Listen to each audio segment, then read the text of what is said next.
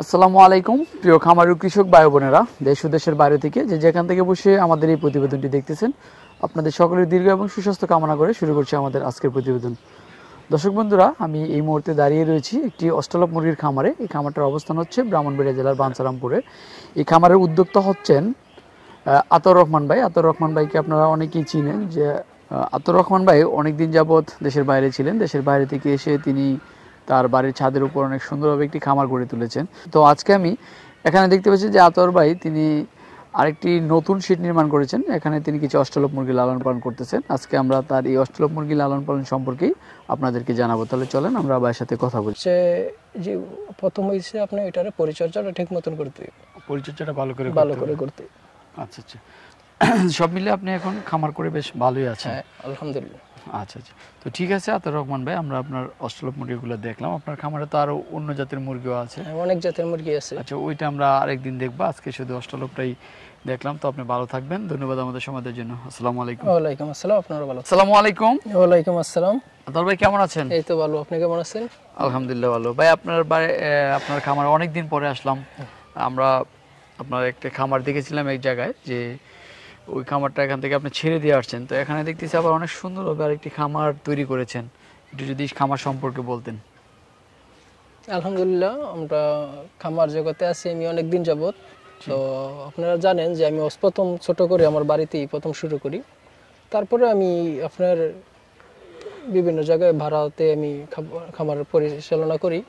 তো ওই রকম ওই জায়গায় একটা খামার করি অনেক বিশাল আকারে। তো ওইখানে যত জায়গার মধ্যে একটু সমস্যা ছিল, তার জন্য ওই জায়গাটা আমি ছেড়ে আবার নতুন করে এই খামারটা নির্মাণ করি। তো খামার জগৎটা আপনার যদি আপনি ধৈর্যশীলভাবে করতে পারেন তো ভালোই। আর আমরা বিভিন্ন মুরগি নিয়ে কাজ করে থাকি। যেমন এই শেডটা হয়েছে আমার অস্ট্রেলপ মুরগির শেড। আচ্ছা আচ্ছা, অস্ট্রেলপ মুরগিটা হয়েছে আপনার, এটা মাংস এবং ডিম দুনো দিক দিয়েই খুব ভালো। আচ্ছা আচ্ছা, আপনার এখানে অস্ট্রেলপ মুরগি রয়েছে? হ্যাঁ, অস্ট্রেলপ মুরগি রয়েছে। আচ্ছা আচ্ছা, কি পরিমাণের অস্ট্রেলপ মুরগি আছে এখানে? এখানে আছে প্রায় আপনার প্যারেন্টস আছে আপনার 250-র মতো, আর বাচ্চা তো আপনার বিভিন্ন বয়সের অনেক বাচ্চাই আছে। আচ্ছা, অস্ট্রেলপ মুরগিটা কিন্তু ডিম এবং মাংসের জন্য খুবই ভালো। আমরা বিগত দিন থেকে বা আমরা এটা পরীক্ষা করে যা দেখতেছি, তো আসলে অস্ট্রেলপ মুরগিটা ডিমে আসে কতদিন সময় লাগে? অস্ট্রেলপ মুরগিটা আপনার 5 মাস পর থেকে মুরগি অ্যাডাল্ট হয়ে যায়। তারপরে দেখা যায় ফুল রানিং হইতে 5.5 থেকে 6 মাস লেগে যায়। পরিচালনার মধ্যে আপনার কিছু বেশ কম আছে। দেখা যায় কিছু মুরগি আপনার 5 মাস পর থেকে ফুল রানিং হয়ে যায়, আবার কিছু কিছু মুরগি আছে আপনার 6 মাসের ভিতরে রানিং হয়, কিন্তু 6 মাসের ভিতরে কমপ্লিট হয়ে যায়। আচ্ছা আচ্ছা, এখন তো শীতকাল, তো আসলে আমরা জানতে পারছি যে আসলে অনেকে বলে থাকে শীতকালে নাকি মুরগি একটু দেরিতে ডিম পাড়ে। এটা কি সত্যি? না আবার বলে অনেকে বলে যে শীতে নাকি ডিমের পার্সেন্টেজও কমে যায়। আসলে কি, শীতকালে ডিমের পার্সেন্টেজ সামান্য একটু কমে, এটা ঠিক আছে, কিন্তু তারপরে এটা বেশি দিনের না, ক্ষণিকের জন্য। যখন হঠাৎ করে অনেকটা শীত পড়ে যায়, দেখবেন যে অনেক শীত পড়লে মানুষই কিন্তু একদম নর্মাল হয়ে যায়, যেমন খুব খোরকা লেগে যায়। তো মুরগি এরকমই। তো আপনার দেখা যায় এটা বেশি সময়ের জন্য না, দেখা যায় যে 10-12 দিন একটু নেই, পরে আবার আবহাওয়ার সাথে ম্যাচ হয়ে গেলে আবার ঠিক হয়ে যায়। তো আপনি একটু পরিচর্যা করবেন ঠিক মতন। শীতকালে ঘরের ভিতরে আপনার লাল বাল্বগুলো আছে, আপনি যদি 2-4টা বাল্ব লাগাই দেন তো ঘরের যে তাপটা নিয়ন্ত্রণ করে থাকে, তো মোটামুটি কোনো সমস্যা নেই। আচ্ছা, তো আতাউর ভাই, আপনি বললেন যে আসলে এখানেও এই খামারটা আপনি ভাড়া নিয়ে করতেছেন। তো আসলে এই ভাড়া নিয়ে খামার করলে আপনাদের পোষায় কিনা? আসলে ভাড়া নেওয়ার কারণটা কি? না, আসলে দেখেন, আপনার ওই রকম পর্যাপ্ত পরিমাণ জমিন থাকা লাগবে, ওই রকম পর্যাপ্ত পরিমাণ খামারের সিস্টেম থাকা লাগবে। যদি আপনি না থাকে, আপনি যেহেতু খামারি, আর আমার তো নিজের আছে, অল্প কিছু আছে, তো আমি যেহেতু এখন সারা বাংলাদেশে বাচ্চা বিক্রি করতেছি আর এবং মুরগি নিয়ে আমি কাজ করতেছি, তো আমার কিন্তু ওই রকম অল্পর মধ্যে হইতেছে না। যার জন্য আমি সবসময় চেষ্টা করি যে, দেখা যায় অনেক বড় বড় ব্রয়লারের শেড আছে, বন্ধ হয়ে যায়। হ্যাঁ, ব্রয়লার মুরগির শেডগুলো কিন্তু অনেক বড় বিশাল আকারে করে থাকে, যারা এই করে আপনার 8-10 হাজারের 4-5 হাজারের ব্রয়লারের শেড করে। তো ওই শেডগুলো কিন্তু বন্ধ হয়ে গেলে দেখা যায় যে এই 2-3টা ঘর নির্মাণ করতে প্রায় জমিন সহ, এখানে জমিনটা বাদই দেন না, এই জায়গাটা ব্রড করে বিট করে শুধু ঘরগুলো করতে প্রায় 10 থেকে 15 লাখ টাকা, 20 লাখ টাকার দরকার। অথচ ভাড়া আপনার 2-4-5 হাজার 10 হাজার টাকা দিয়ে পাইতেছেন। হ্যাঁ, তো দেখা যায় যে আপনার এটা পাইলে আপনার জন্য, যদি আপনি আশেপাশে পান আর করতে পারেন, তো এটা আপনার জন্য অনেক বেটার। আচ্ছা আচ্ছা, তো এখানে যে এই মুরগিগুলো লালন পালন করতেছেন, এখানে কি কি সুবিধা পাচ্ছেন আপনি? সব দিক দিয়ে সুবিধা আছে। খামার জগতে যাওতো, আমি তো খামার সম্পর্কে আমার আইডিয়া আছে, আমার পর্যাপ্ত পরিমাণ লোক আছে, কিভাবে করা লাগে এটার সম্বন্ধে আমার অনেক জ্ঞান আছে, বা আমি এটার পরিচালনা করতেছি অনেক দিন যাবত। তো আমি যেই কোনো জায়গায় করি তো আমার জন্য কোনো সমস্যা নাই। আমার জন্য হচ্ছে জায়গা মেন জিনিস না, আমার জন্য হচ্ছে ব্যক্তিত্ব মেন জিনিস। ব্যক্তিত্ব যদি মেন জিনিস হয় তো আপনি যেই কোনো জায়গায় আপনি সম্ভব হতে পারবেন।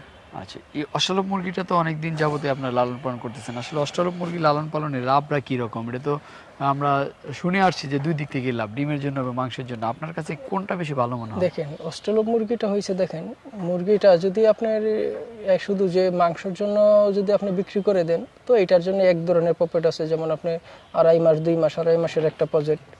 আর ডিমের জন্য যদি করেন এটা আপনার একটা 2 বছরের একটা প্রজেক্ট। তো আপনি দেখেন কেউ মাংস দিয়া খুশি আছে, কেউ ডিম দিয়া খুশি আছে। যারা শৌখিন লোক তারা আসলে ডিমে যাইতে চায়, আর যাদের অল্প পুঁজি, সীমিত পুঁজি, যারা প্রথম নতুন অবস্থায় শুরু করে তারা আসলে মাংসের জন্য তারা চিন্তা করে যে না আমার 10,000 15,000 টাকা সেটা লাভ হইলেই চলে, আমি নিজে ফ্যামিলি চলতে পারলেই চলে, আমার নিজের খরচ আসলেই চলে, আমি দেখি কয়েকটা চালান দিয়ে। তো তারা কি করে 2-2.5 মাস পর পর বিক্রি করে দেয়। তো এটা এক একজনের এক এক রকম।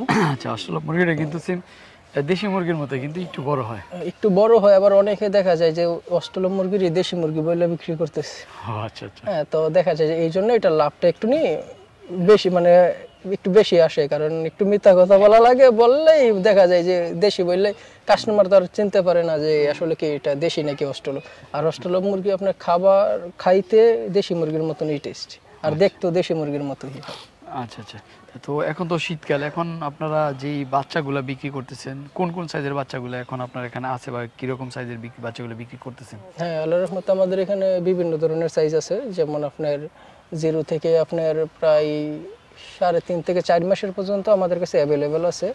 তারপরে দেখা যায় যে 4 মাসের যে বাচ্চাগুলো আমরা এগুলো বেশিরভাগ আপনার অর্ডারই থাকে। তো দেখা যায় যে আপনি 2 মাস 2.5 মাস 1 মাস 1.5 মাস এগুলো আপনি সবসময় যে কোনো সময় নিতে পারবেন। আচ্ছা আচ্ছা। কোন বাচ্চাটার রেট এখন কিরকম আছে আজকের বাজারে? আজকের বাজারের রেটটা আসলে কি আমরা কাস্টমারের মাধ্যমে, আমরা এটা কথাবার্তার মাধ্যমে এটা আমরা নির্ধারিত করি। তারপরে মনে করেন যে একটা সর্বনিম্ন রেট হয়েছে আপনার 1 মাসের যে বাচ্চাটা এখন আমরা 120 টাকা রাখি, কিন্তু তারপরে আমরা এক এক সময় কমে বাড়ে, কারণ জানেন আমাদের এখন বাজার হয়েছে নিয়ন্ত্রণ হারা। আচ্ছা। এখানে খাবার আজকে এই দাম চলতেছে, 2 দিন পরে আরেক দাম হয়ে যেতেছে। তো আমাদের বাজার যখন ঊর্ধ্বগতি থাকবো তো আমাদের রেটটা ঊর্ধ্বগতি হইব, আর বাজার যখন নিম্নমুখী থাকবো আমাদের দামও নিম্নমুখী থাকবো। আর আসলে বাংলাদেশে যে জিনিসের দাম একবার বাইরে আছে ওইটা আর কমে না। আচ্ছা আচ্ছা। আপনি দেখেন আমরা ডিম 1 বছর আগে আমরা ডিম বিক্রি করতাম 8 থেকে 9 টাকা, জি। ওই ডিম এখন 15 থেকে 20 টাকা। আচ্ছা। তো আপনি ওইটাও দেখতে পাবেন, মাংস আমরা বিক্রি করতাম 160 থেকে 170 টাকা, 80 টাকা পাইকারি, ওই মাংস এখন 280 থেকে 300 টাকা। তো আপনি সব দিক দিয়ে দেখতে হইব, কারণ আপনি যখন একটা জিনিস নিবেন তো এটার যেমন আপনার দাম দিয়ে কিনলে আপনি ভবিষ্যতে আবার এটা দাম দিয়ে বিক্রি করবেন, কারণ আপনি বাজারে এরকম আপনি কি করবেন আর আমি কি করবো। তো বাজার যেরকম, আর আপনার খাবারের যে বিষয়টা, মেইন বিষয়টা হচ্ছে খাবারটা কিন্তু এখন প্রচুর পরিমাণের দাম। যার কারণে আমরা এখন চিন্তা ভাবনা করি অনেক সময় বাজার থেকে গম ভুট্টা কিনা ভাঙ্গাইয়া কিছু খাওয়াইয়া আমরা একটু সীমিত রাখি। তো তারপরেও যে কোনো ভাই যদি খামার করার জন্য ইচ্ছুক হন, আপনার সরাসরি খামার ভিজিট করে আপনি দেখেন, সব কিছু দেখার পরে আপনি ডিসাইড করেন যে আসলে কি খামার করবেন কি না, আর কোন মুরগিটা নিলে আপনার কাছে ভালো হইব। তারপরে এই যা কিছু আছে যাবতীয় খরচের একটা বিষয় আছে, দেখেন আপনি এগুলা কি মেনটেন করতে পারবেন কিনা। যদি আপনি করতে পারেন, ধৈর্য ধরতে পারেন, আল্লাহর রহমতে আপনি খামার দিয়ে সাকসেস হইবেন। আচ্ছা আচ্ছা। এই মুরগিটার রোগবালাই কিরকম হয়ে থাকে? অস্ট্রেলিয়ান মুরগিতে আপনার লোকবালাই বলতে সব কিছুতেই আছে, আবার কোনো কিছুতেই নাই। কারণ লোকবালাইটা তো আর কারো কাছে বইলে আসে না। একটা হয়েছে আপনার 2টা জিনিসের থেকে আপনার লোকবালাই হইতে পারে, একটা হচ্ছে আপনার পরিচর্যা, আর একটা হয়েছে মনে করেন যে নসিব। আচ্ছা আচ্ছা। হ্যাঁ, যদি আপনি পরিচর্যা যদি আপনি ঠিক মতন না করেন তো লোকবালাই হইব, এটাই স্বাভাবিক। আপনি নিজেও যদি অপরিষ্কার থাকেন তো আপনি নিজেরও অনেক লোকবালাই হইতে পারে। তো আপনি যদি সব